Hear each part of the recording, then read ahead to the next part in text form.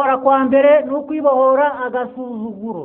Ubwo ureba abantu barwanya intambara bagatakaza ubuzima bagakomereka bagapfusha imiryango bagatakaza buri kintu cyose, ubwicanyi bukaba bugashyigikirwa, intambara yarangira ntihabeho kwihorera bifite ishingiro, biri mu kumenya gutandukanya ikibi n'icyiza.